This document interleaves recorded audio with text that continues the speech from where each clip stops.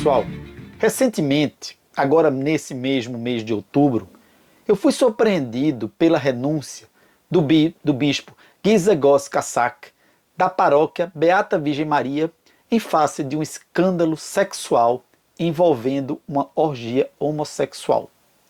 Houve até um dos participantes que teria passado mal e desmaiado em virtude de ter tomado em excesso pílulas para disfunção erétil. É o famoso Viagra.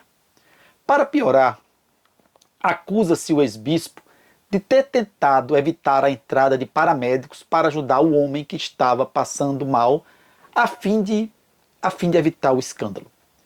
O ex-bispo disse que está pronto para aceitar as consequências dos seus atos.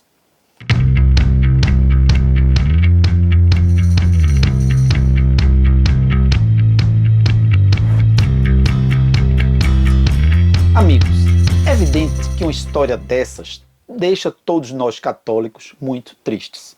Um bispo que deveria ajudar os padres a traçar uma linha de comportamento acaba ele mesmo se desvirtuando, e o que causa um sentimento muito ruim nos fiéis.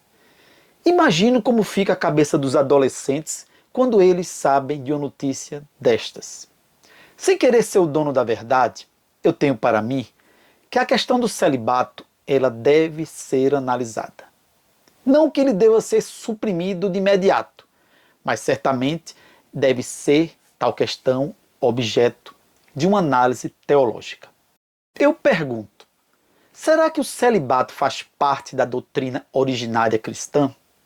Ou será que a sua origem foi meramente patrimonial? Longe de mim ter pretensão de ser teólogo, mas eu desconheço o celibato como um dogma, uma verdade.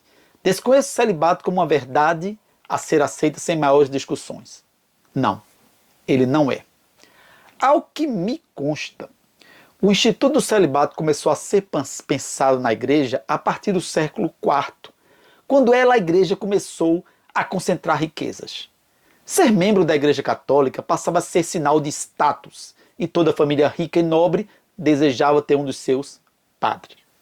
O celibato, então, seria uma maneira dos bens dos religiosos ficassem na própria igreja, já que eles não teriam descendentes herdeiros.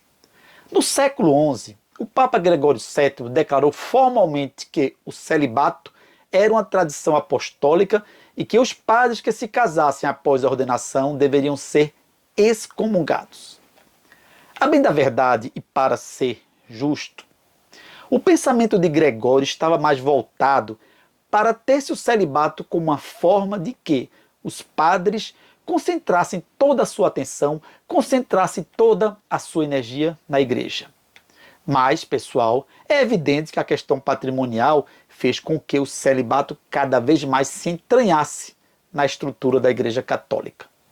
No século XII, 2 concílios decretaram o celibato como obrigatório. Um deles foi o de Latrão. Desde então, o celibato é uma regra que deve ser observada tal como toda norma. Pessoal, desde o século XIX, que existem diversos movimentos que defendem o fim do celibato. Eles defendem que o padre ele deve se casar e que o casamento não atrapalharia as suas atividades pastorais. Afinal, dizem eles, não é assim com os protestantes? Por outro lado, a igreja anglicana também permite o casamento dos seus sacerdotes. O debate cresce e deve ser trazido. A análise tem que ser feita com calma e sem assodamentos ou ideias preconcebidas. Na minha opinião, muitas vezes as pessoas escolhem seguir a carreira eclesiástica não por ter vocação, mas como uma forma de certa maneira, esconder da sua sociedade a sua inclinação sexual. Visam apenas fugir do preconceito. Um rapaz homossexual pode ter vergonha de assumir e, para evitar a pressão da sociedade, acaba indo para um seminário. E a pressão, ela existe, amigos. Desde pequenos que os meninos são sempre questionados se não têm namoradinhas. Na adolescência, essa pressão aumenta e ela vem também, inclusive, dos amigos. Ir para um seminário evita tais questionamentos.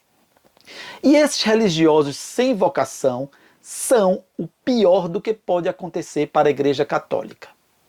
Então, amigos, eu creio que já é hora de se analisar os prós e os contras do celibato para que se tome uma decisão com tranquilidade e sob inspiração teológica. É isso aí, pessoal. Valeu!